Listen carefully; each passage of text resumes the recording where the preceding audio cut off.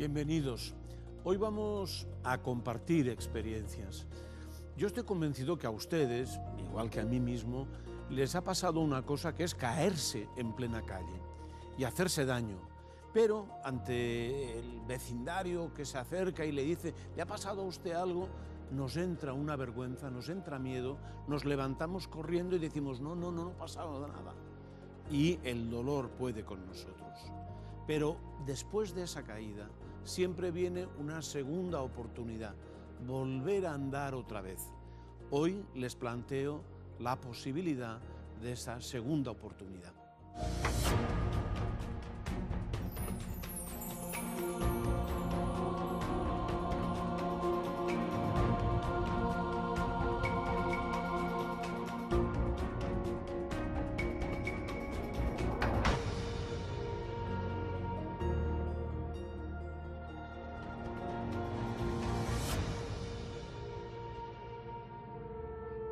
Tenemos miedo al fracaso muchas veces porque lo planteamos como si todo éxito dependiera de uno mismo, pero el fracaso global no existe y probablemente el éxito absoluto tampoco. Todo el mundo es exitoso en alguna cosa de sus vidas, ¿no? Tú puedes fracasar en tu puesto de trabajo, puedes fracasar en ir al gimnasio todas las semanas, puedes fracasar en tu relación de pareja, pero si te pones a pensar, probablemente hay un área en la que no eres fracasado. Lo que pasa es que cuando uno tiene algún momento de fracaso, eso tiende a teñir a toda la persona, es como que todo lo demás no existe.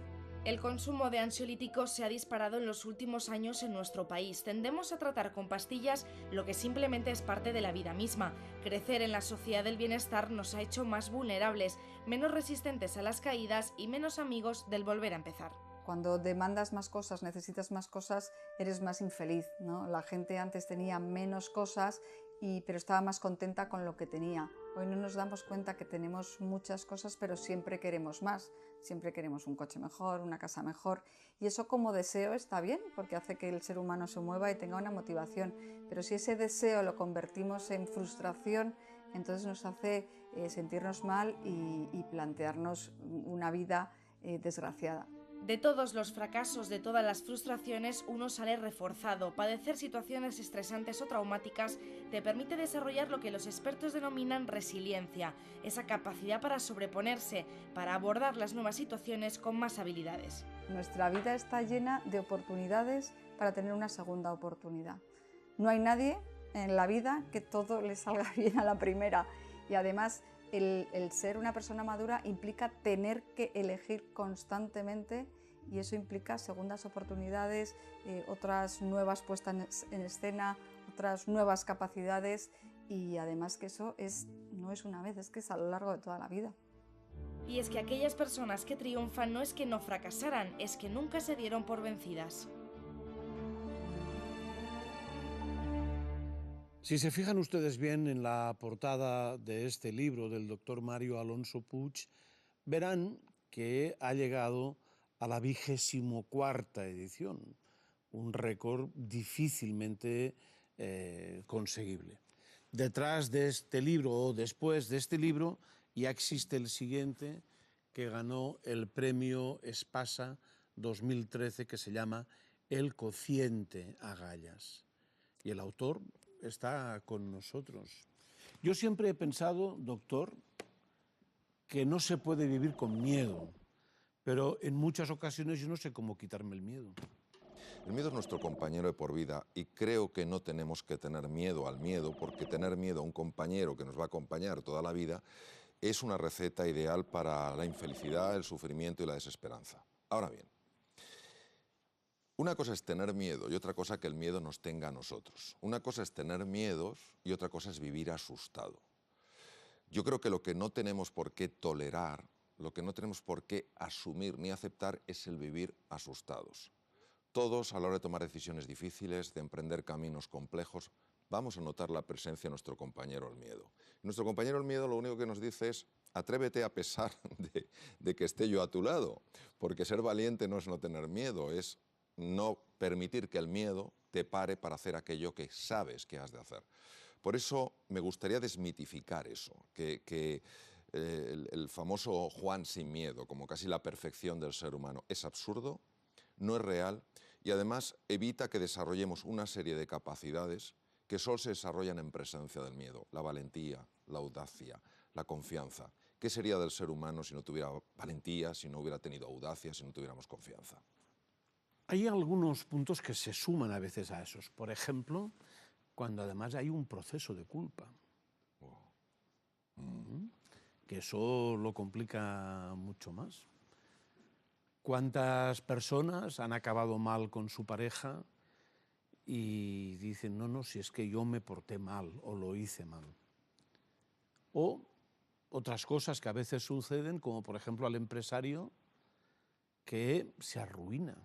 No únicamente se arruina a sí mismo, sino que arruina a los socios y que además deja a los compañeros suyos sin trabajo en la calle. Y le entra ese proceso de culpa, porque si en lugar de haber hecho las cosas de una manera, las hubiese hecho de otra, a lo mejor no estaríamos aquí. Y sin embargo, se impone un castigo y es no intentar volver a empezar otra vez. También es verdad que la sociedad hace todo lo posible para no dejarle volver a empezar otra vez. En una ocasión, en un anuncio de un antibiótico, recuerdo que vi una imagen, era un pequeño vídeo que me impresionó mucho. Era una manzana preciosa y se veía como un gusano se la estaba comiendo por dentro. Esto es lo que hace la culpa con un ser humano. La culpa es ese dolor por algo que uno ha hecho y la vergüenza es el dolor por lo que uno es. Vamos a ver un poco qué hace la culpa y qué hace la vergüenza en el cerebro humano. Porque si es una emoción que nos lleva a corregir, si es una emoción que nos lleva a mejorar, a perfeccionar lo que hacemos, bueno, es dura, es dolorosa, es desagradable, pero bueno, tiene su sentido. No, no lo tiene. Porque la culpa y la vergüenza generan activación de unos centros cerebrales que son capaces de bloquear otras áreas del cerebro fundamentales. Primero, para darte cuenta de cómo mejorar. Segundo, para intentar encontrar soluciones. Tercero, para ser creativo. Este centro que se activa en el cerebro, en emociones como la culpa y la vergüenza, además produce la liberación de una serie de hormonas, sobre todo de una, que hace mucho daño en todos los sistemas del cuerpo. No hay un solo sistema que no sea atacado por esta hormona. Esta hormona no es que sea mala, pero liberada por estas emociones tiene un efecto muy lesivo. Una cosa es la tristeza, al darme cuenta del error, que va acompañada de las ganas de reparar ese error.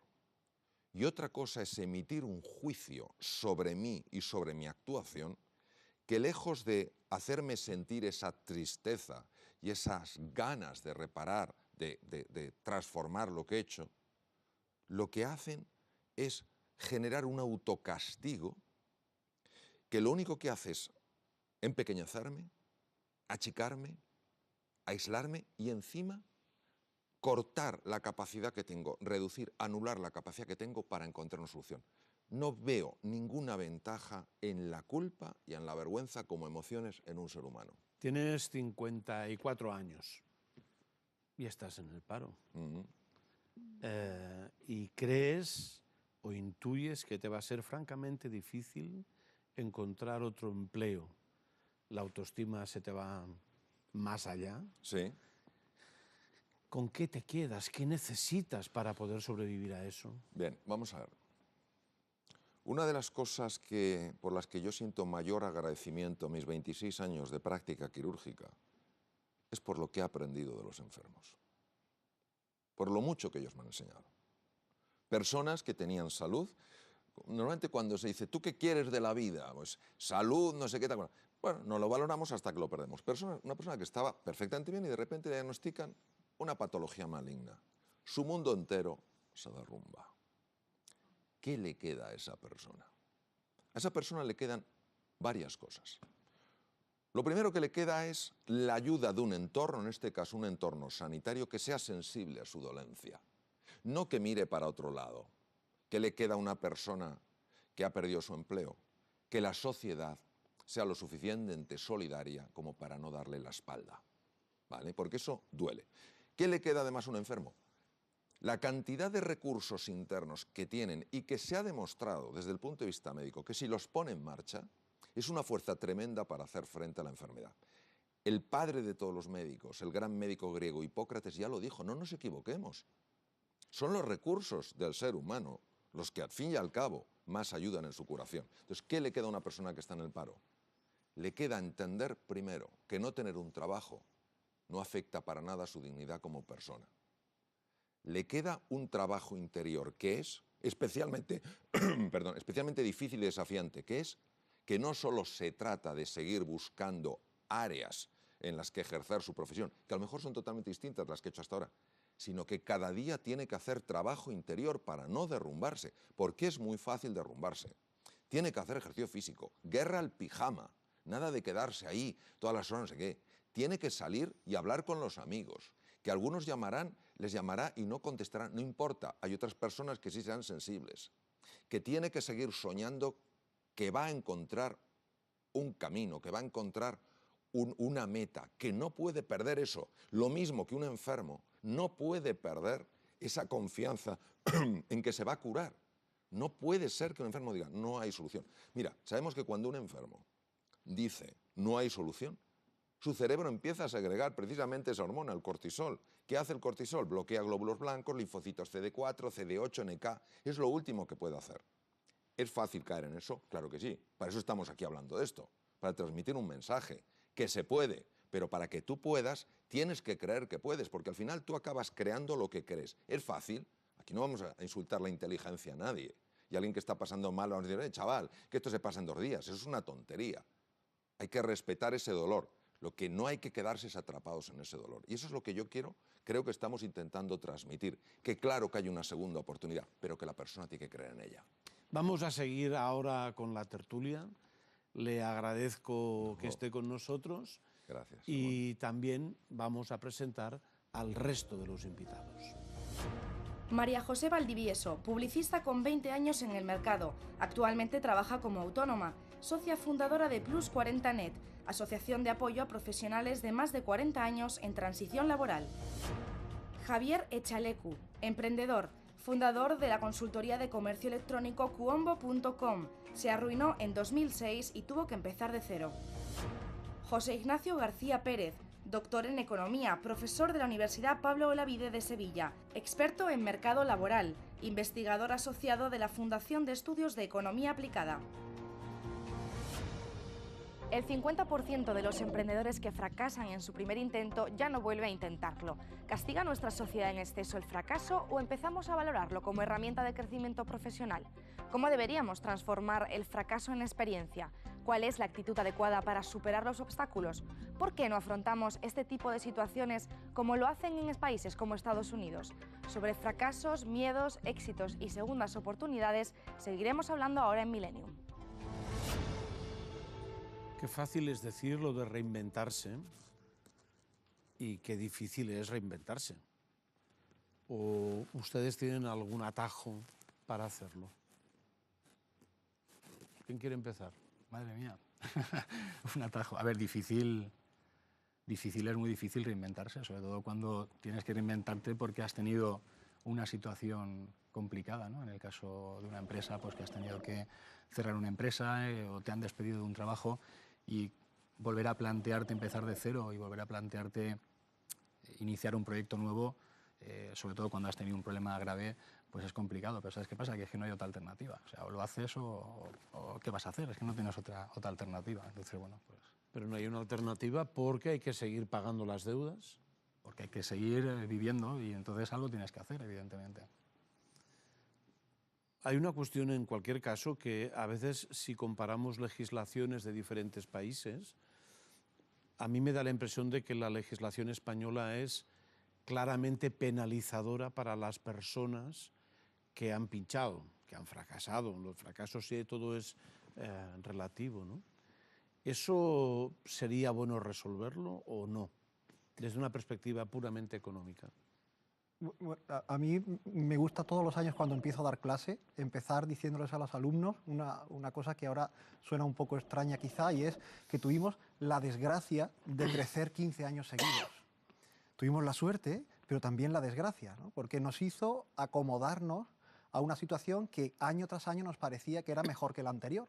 Cada año vendíamos más, cada año el sector público ingresaba más y por tanto era menos urgente reformar las cosas que desde hace décadas sabíamos que estaban por reformar, ¿no? Y una de ellas era, por ejemplo, la legislación referente a los procesos de reestructuración empresarial o de cambio en los mercados de trabajo, ¿no? En efecto, como decía, yo creo que España es un país que va a remolque de la situación y que después de 7 años de crisis, pues estamos empezando ahora a sacar leyes de segunda oportunidad, a cambiar la legislación del mercado de trabajo para que sea más ágil, y eso pues es un coste que hemos tenido que pagar durante todos estos años de crisis, el no haberlos hecho estos cambios cuando tocaban, que era en las épocas de crecimiento. Pero hay cosas además inhumanas. Ahora la miro a usted. Sí. Porque a uno le van mal las cosas, pincha, tiene impagados, enseguida van a los archivos del Banco de España y cuando uno va al banco a abrir una cuenta se la dejan abrir, pero no te dan tarjeta de crédito, no puedes darte de alta en la compañía de la luz, en la del agua, en la del gas, porque siempre hay datos guardados en algún archivo en donde no te dejan. ¿Cómo se vive en esas circunstancias?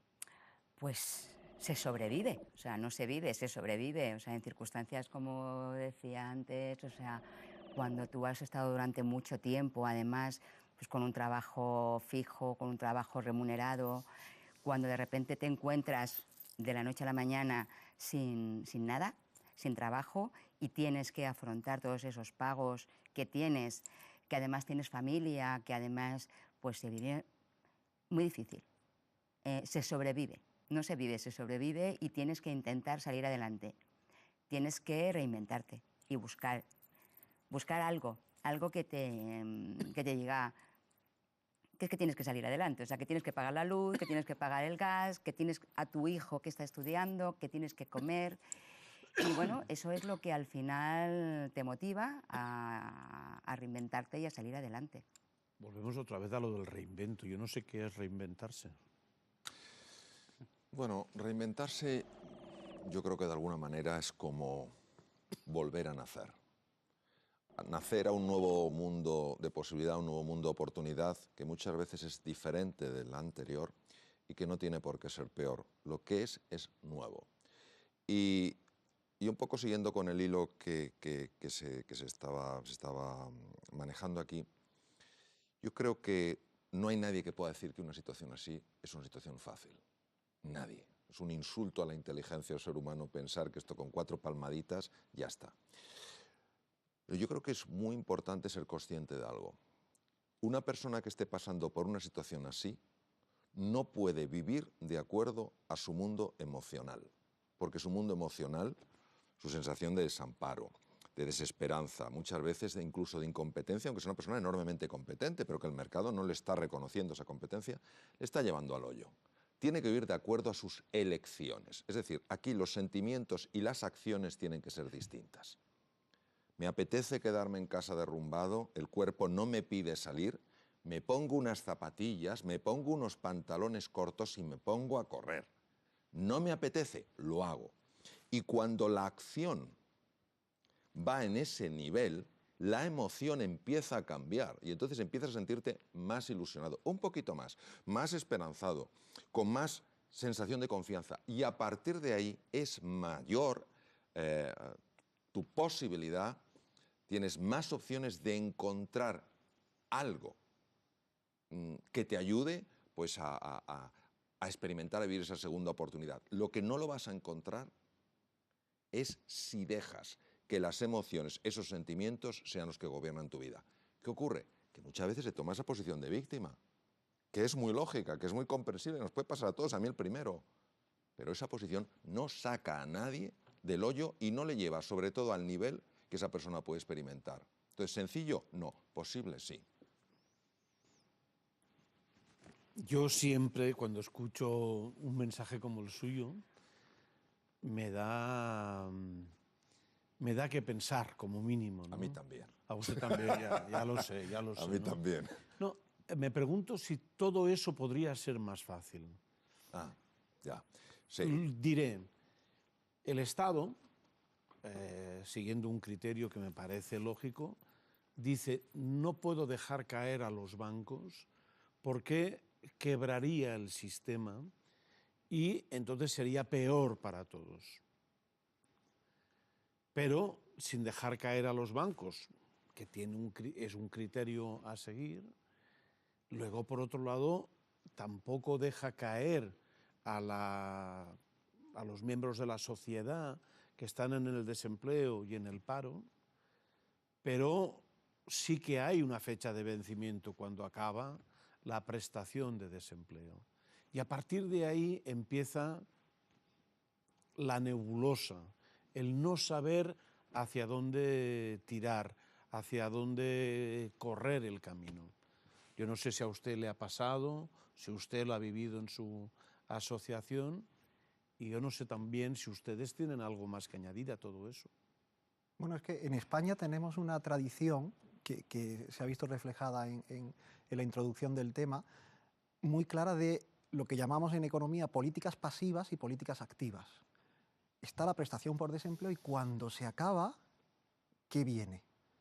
Mientras que en otros países de Europa, las dos tipos de políticas que estaba señalando antes, la ayuda al desempleado para subsistir, que es obviamente imprescindible, y la otra pata que es el activarlo, el hacerlo cambiar de actitud, el hacerlo cambiar profesionalmente si es que es necesario, y por desgracia para muchos millones de desempleados hoy es fundamental cambiar su formación básica.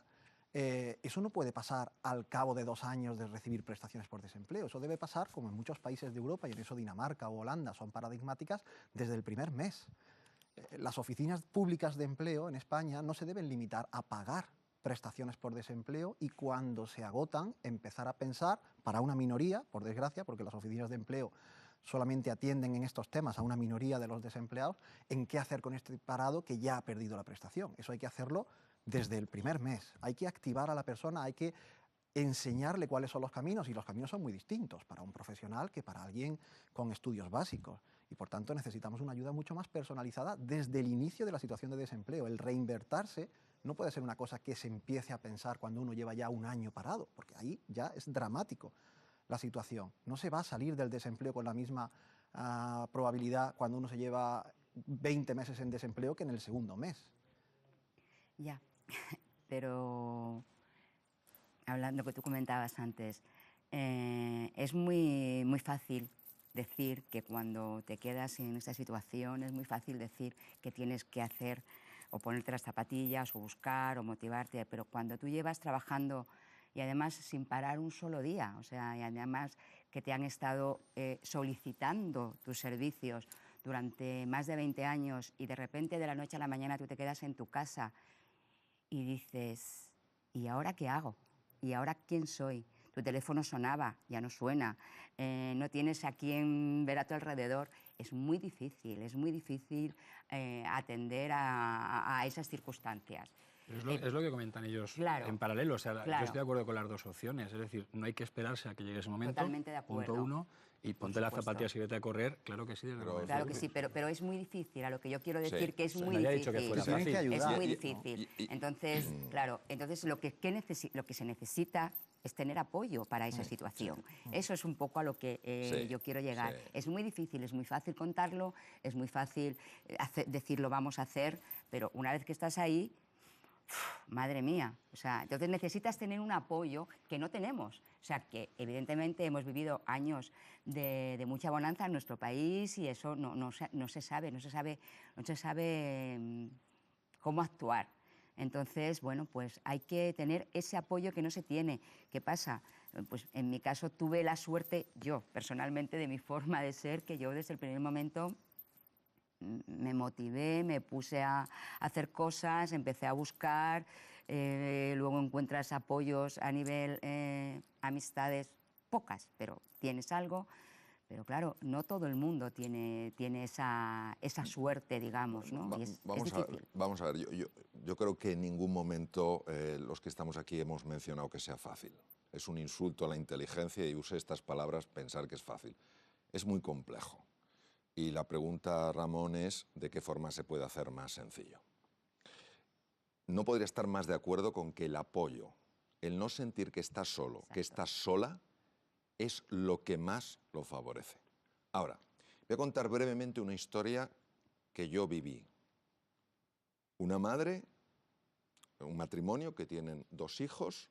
El matrimonio primero pierde el trabajo ella, luego pierde el trabajo él. Encima les amenazan con el desahucio y el pequeñito empieza a estar mal, le diagnostican una leucemia. No concibo situación más compleja. No digo que no las haya, pero me parece ya un nivel altísimo de complejidad. La madre me dijo, llegó un momento en que me di cuenta que llorar no servía para nada. Y en ese momento cambié el chip. Me lo decía ella tomando un café con ella. Cambié el chip. Entonces dije, ¿qué tengo que hacer? Y lo primero que hizo fue pedir ayuda. A veces da vergüenza pedir ayuda. Todos tenemos que entender que pedir ayuda es un signo de inteligencia y darla de generosidad. Pidió ayuda. Una organización empezó a ayudarla. Feliz. Su niño afortunadamente está bien. Empezó a encontrar temas. Es decir, nadie dice que no es una situación compleja. Estamos hablando de algo muy complejo.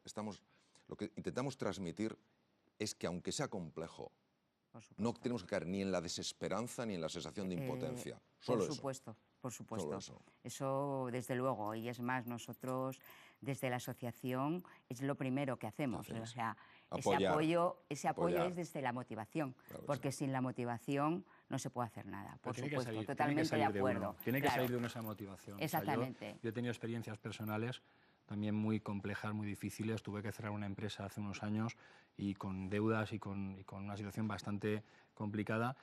Y te das cuenta de que, bueno, yo en mi caso no me puse a buscar ayudas, no sé qué tipo de ayudas habláis, no sé si estatales o etcétera, sí, lógicamente, en mi entorno, pero que la primera clave era si yo realmente tenía ganas de salir de la situación y si tenía la convicción de que podía salir de esa situación. Entonces, en cuanto tienes esas ganas y esa convicción, el resto viene solo, que evidentemente no es fácil, pero es que es la única manera de hacerlo. No, eso es evidente. Y hablando del tema de segundas oportunidades, la oportunidad no llega cuando ya has conseguido salvar ese problema y has empezado de nuevo. Porque luego empecé otra empresa, la actual, Cuombo, donde trabajo ahora, que es la empresa que fundé hace 6 o 7 años. Durante estos años también he tenido momentos críticos de decir o espabilo o la empresa la pierdo. Y eso te hace estar más alerta que a lo mejor en mi anterior empresa, donde estaba a lo mejor más relajado y más pensando en que, bueno, esto va a ser para siempre, soy el rey del mambo. Pues no, ni esto es para siempre, ni eres el rey del mambo. Eres uno más que como te duermas desapareces, ¿vale? Entonces, tienes que tener esa convicción y no esperar a que llegue el problema, sino estar constantemente buscando el camino. Totalmente de acuerdo, y tanto en tu situación como empresario que cerraste una empresa, como en la mía, que trabajé por cuenta ajena durante muchos años, tuve que empezar a buscarme la vida, o sea, esa es la palabra de alguna forma, ¿no? Y evidentemente lo hice desde el principio y empecé a buscar actividades, empecé a buscar trabajos, actividades, ayuda, y salió de mí. Es así, o sea, sale de ti, sale de ti. Lo que yo quería decir es que ese comienzo es difícil, o sea, es muy difícil, y evidentemente sale de ti y lo tienes que buscar, claro, exactamente, y lo tienes que buscar a tu alrededor. Entonces eso influye mucho el tipo de persona que seas, el tipo de actividades que hayas tenido anteriormente. En mi caso, pues, vamos, he hecho de todo durante estos años, o sea, yo soy publicitaria como publicista, he hecho ahora mismo, pues desde vender un cortometraje por festivales hasta dar clases en la universidad. Soy autónoma, o sea, evidentemente he hecho todo y he creado con otros socios una asociación. Fijaros si pienso que hay que motivarse y que hay que Es que eso es ponerse las zapatillas y salir a correr. Exactamente. Claro, pero O sea, yo pienso que la ayuda debería estar disponible. Está claro que la motivación personal es fundamental, pero muchas veces, y tú contabas tu caso, una persona que ha estado trabajando 10, 15 años seguidos y que de repente se encuentra en desempleo, lo que menos tiene el día después o incluso los meses después es la motivación necesaria. Por eso es fundamental que se le atienda no solamente desde un punto de vista burocrático. O sea, cuando uno va a una oficina de empleo no va simplemente a rellenar papeles, o no debería ir. A eso es a lo que va, desgraciadamente, en España. Va a rellenar papeles, a hacer colas para hacer papeles. Porque la administración no es empática, ni es la que- No tiene por qué ser administración... solamente la administración, es que hay oficinas privadas de empleo que, aunque empiezan a colaborar con el sector público, todavía estamos a años luz de lo que se hace en otros países, ¿no?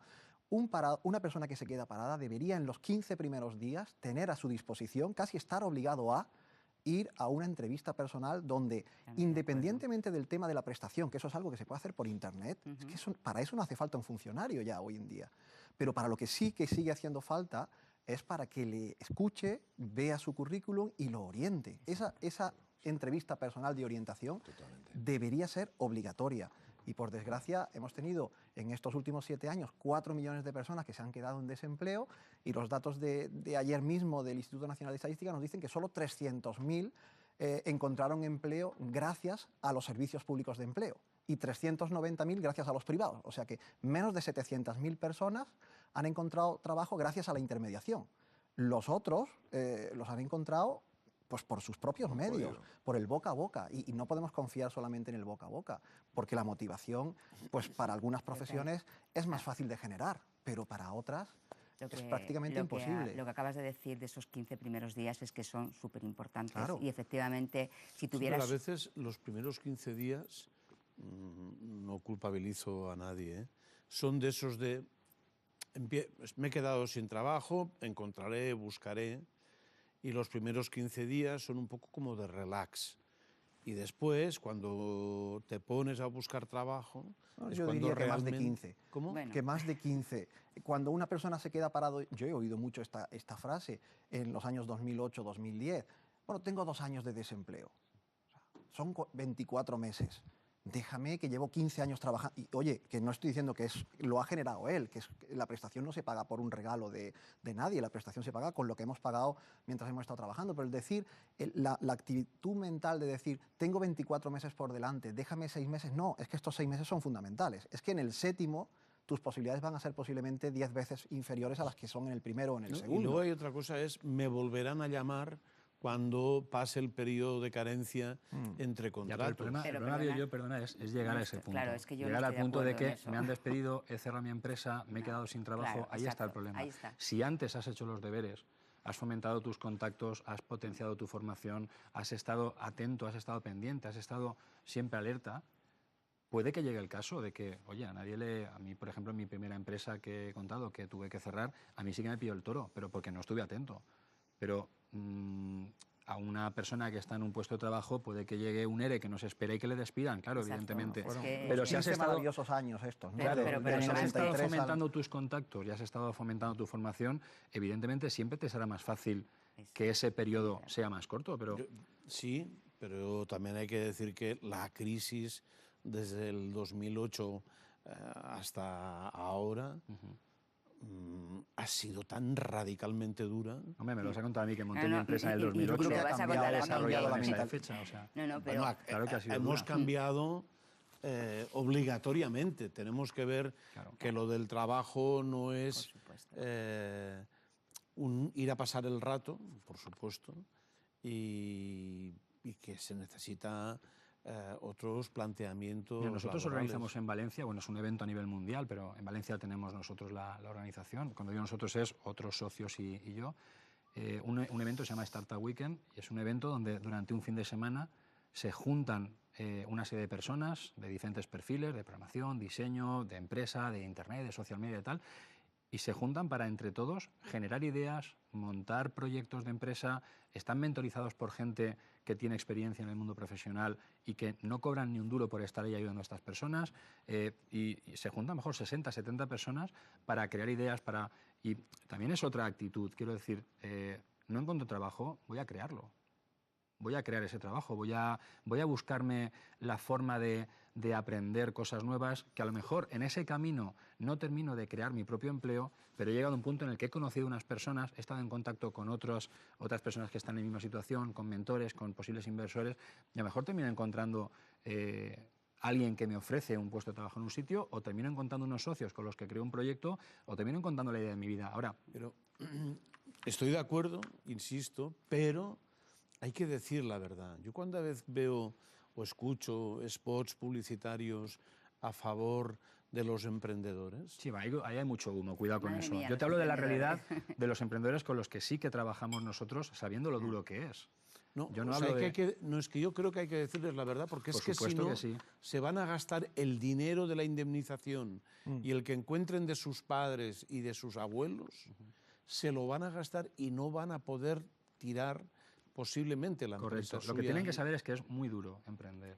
Y que Pero es no que cualquier eso no se proyecto dice, empresarial es pero viable. Y que no cualquier exactamente, persona y que no está Que de cualquier hecho, capacitada. menos de uno de cada Pero 5 o también cada estaría 10 de acuerdo- proyectos son viables. Pero también estaría de acuerdo que el que no lo intenta no lo va a conseguir. Ya, pero bueno, hay que También, intentarlo también. con toda la información disponible. Pero cuando digo que lo intenta, me refiero, por ejemplo, a ir a eventos de este tipo, participar en grupos de trabajo que se organizan. Hay mucha gente organizándose de manera totalmente altruista para generar Mira, ideas. yo te puedo decir, nosotros desde la asociación, nosotros recibimos a muchos profesionales de más de 40 años en situaciones, bueno, pues muy duras, o sea, personas que han tenido un trabajo de mucha responsabilidad y que de repente de la noche a la mañana se han sentado en su casa, como yo decía en mi propio caso, similar, ¿no? Y no saben por dónde ir. Esas personas no saben emprender. Estas personas no tienen esa capacidad de emprender. Esas personas tienen que reciclar, primero amueblar su cabeza, Claro. porque estas personas lo que en ese momento están perdidas, entonces lo que necesitan es ese asesoramiento que hacemos ahí. Vale, tú les vas orientando hacia el emprendimiento, porque es una de las cosas que nosotros hacemos en la asociación. O hacia una Orientamos formación. hacia el emprendimiento y formación, Claro. por supuesto. Pero al final, el emprender es muy duro y no sabes cómo te puede ir. No tienes esa capacidad. Somos profesionales que durante muchos años tienen la cabeza o hemos tenido la cabeza en otro sitio. Y eso no es tan fácil. Pero se necesita, una cosa muy breve, se necesitan oír voces críticas. Yo estoy muy de acuerdo en que cuando te están asesorando sobre un tipo de proyecto empresarial, no solo necesitas que te digan adelante, lo vas a conseguir. El otro día un empresario me contaba la frase más típica que oye un emprendedor cuando es te lo dije. O sea, la frase es te lo dije que ibas a fracasar. Esa frase te lo dije debería ser te lo voy a decir. O sea, el empresario debería oír antes de echar el proyecto a andar cuáles son los pros y las contras Eso es lo que del nosotros proyecto hacemos en la empresarial. asociación. O sea, nosotros No tenemos estoy una tan persona seguro que te dice de que esas cosas. un análisis financiero del proyecto es fundamental y eso lo tiene que No, pero hacer. es que incluso yo ahora recuerdo, me ha venido a la cabeza mientras os estaba escuchando una cosa que oí. Un crédito, un emprendedor, no sé qué, pido un crédito ICO y con ese dinero monto la empresa. Y escuché una vez diciendo, pedir un crédito, siento decir lo que voy a decir por el ICO, ¿eh? Yo escuché a un profesional, a un asesor decir, es que pedir un crédito ICO tienes todos los números para no poder devolverlo, porque los 2 años en los que tienes que devolver ese dinero es francamente difícil recuperarlo para poder devolverlo, ¿vale? Entonces hay que partir de la realidad. Yo no digo, o sea, supongo que el crédito ICO está bien para determinadas cosas, a lo mejor no para otras. Y a mí lo que me parece es que hay demasiada poca información concreta y real sobre cada uno de los temas. Pero me gustaría pasar a otro punto. Hemos hablado de la gente, de los empresarios que han perdido su empresa, de los profesionales que han perdido su empresa, pero viendo la encuesta de población activa, la última, veo que el paro entre chavales de 16 y 19 años llega al 70,5% y el paro en general menores de 25 años el 51,4%. ¿Qué les decimos? ¿Qué les decimos? ¿Cómo mantenemos la esperanza o la ilusión abierta en esas poblaciones en donde no tienen a veces incluso la experiencia de vida en el sentido de aguantar palos? Tienen una visión a veces incluso rosa de cómo son las cosas. Vamos a ver, yo si un día estoy acatarrado y tengo un poco de fiebre y voy al médico, me puedo encontrar con un médico muy majo que me diga toma un poquito de leche caliente con miel, que no pasa nada, y luego resulta que lo que tengo es una neumonía. Yo prefiero que me hagan un diagnóstico correcto aunque no me guste oírlo, porque eso es lo que me va a llevar a poner en marcha la terapéutica adecuada. Es decir, endulzar la situación, endulzar el camino del emprendedor es absurdo. Ahora, favorecer, que es lo que he entendido, una mentalidad de emprendizaje, que es una mentalidad de, a lo mejor no monto la empresa porque no tengo ni idea, pero voy a aprender cómo se monta una empresa, voy a intentar aprender qué cursos gratuitos hay. En Internet hay montones de cursos espectaculares, los hay en otros sitios donde yo puedo aprender poco a poco. Y voy a conectarme con gente. Voy a conectarme con gente, voy a romper el aislamiento, que es importantísimo. Todo eso es positivo. ¿Qué pasa también en ese espejismo? Pues que queremos hacer lo mismo que hemos hecho antes. Yo conocí a un ingeniero técnico en Cataluña que debía ser bastante bueno y estaba en un taxi. Entonces, me he tenido que transformar, es decir, a lo mejor tienes que cambiarte, hacer algo que has hecho de forma distinta, o a lo mejor tienes que irte a otro país.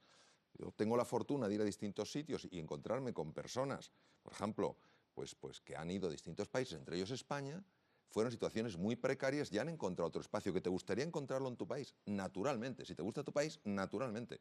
Pero a veces, en ese entorno, en ese diagnóstico, que no es un catarro, es una neumonía, tienes que buscar cosas que no son fáciles. Y a veces, en la mentalidad del ser humano, que tiende a la comodidad, que tiende a la inercia, es eso de, bueno, 2 años efectivamente para pensarme y luego ya veré. Como diciendo, el mundo me lo va a resolver. O que alguien me diga cómo emprender. No, búscate tú, vete a estas iniciativas tan estupendas. Es decir, estamos hablando de una mentalidad y efectivamente que hay que tener cuidado porque muchas veces estas burbujas que se venden como si fueran la pera tienen una compra muy fácil porque le quitan la dureza al camino.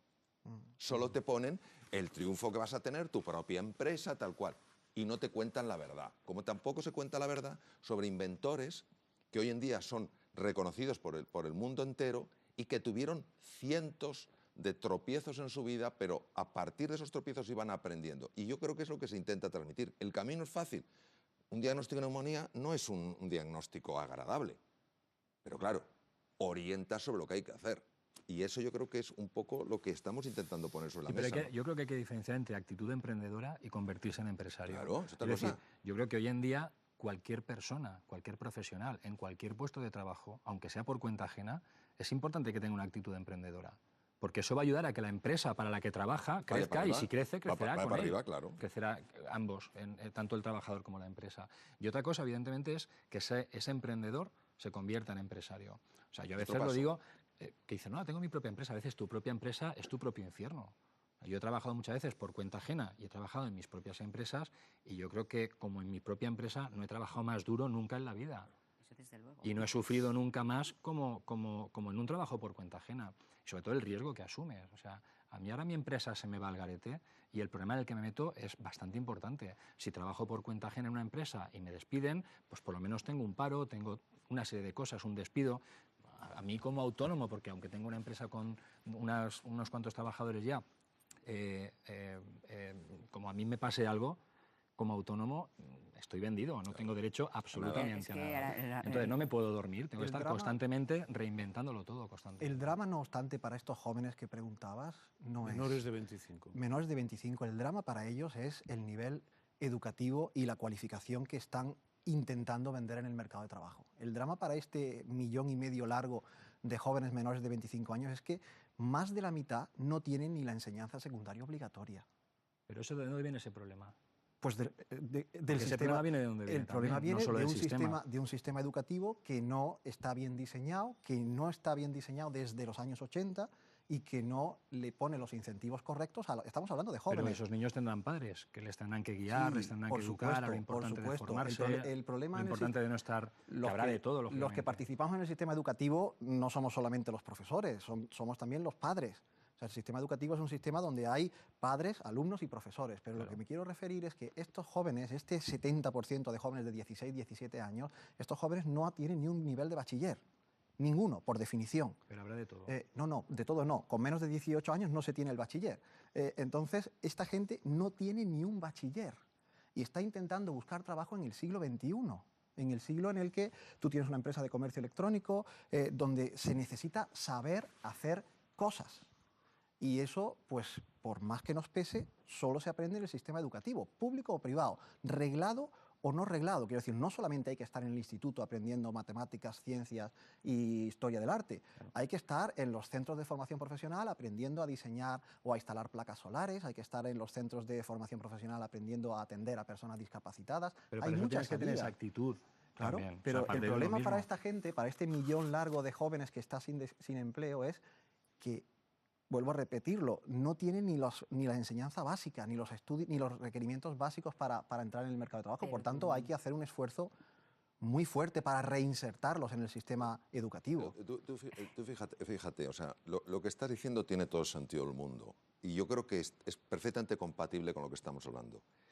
Que el hecho de que una persona tenga que tener una actitud de emprender, esté donde esté, no de montar una empresa, sino esa actitud proactiva de aprender, no le quita la responsabilidad en absoluto al sistema educativo de ayudarles a tope a la hora de que estos chicos tengan el futuro que se merecen. Ahora, si ese sistema no lo tienes, hay que tener mucho cuidado en no escudarse con que como no tengo el sistema, no puedo aprender. No puedo hacer nada. El 80% de las empresas que existen hoy en día en España han sido fundadas por personas que no han pasado, por ejemplo, por la universidad. Entonces, que el ideal son las dos, naturalmente, que no puede ser de evitar la responsabilidad, no, es que lo tiene que hacer la persona. No, tú tienes una responsabilidad como institución y como sistema educativo de ayudar.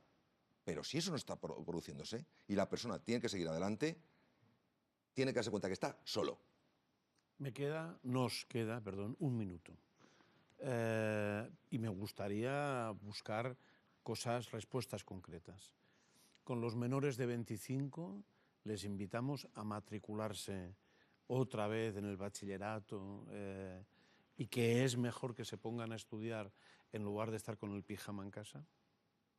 Estudiar o hacer lo que sea menos estar con el pijama Sin en casa. duda, o sea, cualquier cosa menos no hacer nada. Eso desde claro. luego, pero eso es evidente. Vale, 1, 2. Los mayores de 45 años, ¿les invitamos a? Pues les invitamos a, sobre todo, a reinventarse, aunque sea esa la palabra de moda, desde la motivación y que no se queden solos, que busquen apoyo, que busquen oportunidades, que a pesar de todo existen y que tenemos 2,5 millones de parados en España mayores de 40 años, que se habla mucho de los menores de 25 y son 2.900.000, pero 2,5 millones son parados de más de 45, que eso también es algo que tenemos que tener en este país en cuenta. Hoy, que es el último programa de esta temporada, queríamos hacer este programa de la segunda oportunidad, básicamente porque pensamos que a lo largo de los debates que hemos tenido, en muchas ocasiones han asomado las angustias ante qué es lo que tenemos que hacer, y la verdad es que necesitamos esa especie de reciclaje continuo. Hace unas semanas, hablando de la transición, uno de los invitados decía, la transición es continua, desde el primer día estamos haciendo esa transición, por tanto sigámoslo haciendo. Y yo creo que lo que queríamos hacer hoy era hacer esa transición, ponerlo encima de la mesa. Hay que buscar salida para todos aquellos que necesitan, somos muchos, una segunda oportunidad. Ahora vienen las recomendaciones de los libros, las películas, los documentales, todo aquello que puede ser de su interés. Gracias por estar. Muchas gracias. Gracias. En el año 2010, Ben Affleck, Kevin Costner y Tommy Lee Jones protagonizaron The Company Men, una película que cuenta cómo deberán reinventarse personal y profesionalmente un grupo de trabajadores de distinta edad y clase social a los que despiden de una misma empresa. Si hablamos de paro y segundas oportunidades, tenemos que citar Full Monty, esa magnífica comedia británica que nos recuerda lo importante que es en esta vida la actitud más allá de las aptitudes a la hora de volver a empezar. O la más reciente Chef, dirigida y protagonizada por Jon Favreau. Por su parte, Luis Álvarez nos propone el siguiente título. Cuando en el año 2002 Basilio Martín Patino estrenaba Octavia, daba toda la impresión de que iba a ser su última película, que de hecho cerraba un ciclo claramente con 9 cartas abiertas, su primera película, que también se desarrollaba en Salamanca. Sin embargo, el estallido del 15M en 2011 le arrastró a las calles a rodar la que por ahora es su última película, 15M, Libre te quiero, una película en la que recupera toda su militancia y todo su activismo político en un movimiento que a mí me parece una segunda oportunidad para él como cineasta, pero a la vez una segunda oportunidad para la sociedad española para demostrar que no se había quedado adormecida y anquilosada y que realmente no le interesaba la política española. El movimiento en su momento quizás no fue muy bien entendido por todos, pero sí que es cierto que hoy en día vivimos una situación política que es consecuencia de ese movimiento. La película de Basilio Martín Patino no juzga el movimiento, se limita simplemente a mostrar lo que sin duda Basilio hubiera querido que sucediera durante el régimen franquista. ¿Y qué harían ustedes si supieran que tienen una segunda oportunidad para todo? Es la pregunta que plantea la película Una cuestión de tiempo. El director Richard Curtis nos cuenta la historia de Tim Lake, que descubre a los 21 años que puede cambiar el curso del tiempo las veces que quiera. Y acabamos además con un largometraje de animación, Aviones, de la factoría Disney. El propio director Bob Ganaway la definió en su momento como una película sobre las segundas oportunidades. La historia clásica de un atleta lesionado que debe reinventarse, solo que en esta ocasión hablamos de un piloto de fama mundial. Un buen ejemplo, Ramón, para los más pequeños. Está muy bien. Libros. Los 2 libros del doctor Mario Alonso Puig, Reinventarse, y también El cociente Agallas, editado por Espasa. Tenemos aquí un libro que a mí me parece muy interesante, Instrucciones para fracasar mejor, una aproximación al fracaso, de Miguel Albero, y que está editado por Abada Ediciones. Vamos más allá. Los osos ya no comen salmón, de lideditorial.com, y ¿A qué esperas para fracasar?, de Ricardo Cortines, igual que el anterior, y que también está editado por Lid Editorial. Estos son los temas que hacen referencia al programa de hoy, pero este es el último programa de la temporada. Viene prácticamente el verano, tendremos tiempo para leer libros, novelas, todo lo que haga falta, y pongo este año un ejemplo que es una novela negra. Yo creo que la novela negra se ha disparado en cuanto a consumo. Aquí tenemos un ejemplo, este de Cristina Higueras, El extraño del ayer, editado precisamente por La Esfera de los Libros. Hoy hay que despedirse de otra cosa. Tenemos que decir adiós a esta temporada, se ha terminado, volveremos la que viene, pero hay que decir, y yo lo digo con mucho sentimiento, hay que decir adiós a este estudio Buñuel, en donde hemos producido todos los programas de Millennium, porque van a desaparecer.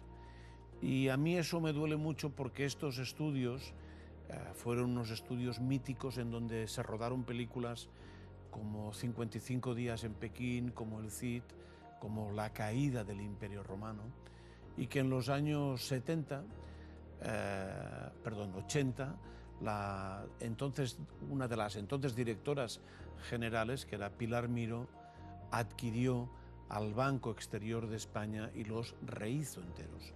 Aquí se han hecho muchísimos programas de entretenimiento, como el 1, 2, 3, podríamos poner una larga lista, con los Morancos, la historia de televisión española. Hoy terminamos también Millennium aquí, en septiembre lo haremos en otro estudio, en otro plató, y lo digo con sentimiento, no sé si a ti te da pena o no. A mí me da pena porque hace 30 años mi madre concursó en el 1, 2, 3 en este mismo estudio, o sea que lo hablamos en su día. Es verdad, Y ganó. O sea que sí. Este estudio te trae o a la familia le trae muy buenos recuerdos. muy buenos recuerdos. Bueno, pues dejémoslo así. Gracias, como siempre, por haber estado con nosotros hoy, toda la temporada. Y que pasen una muy buena noche.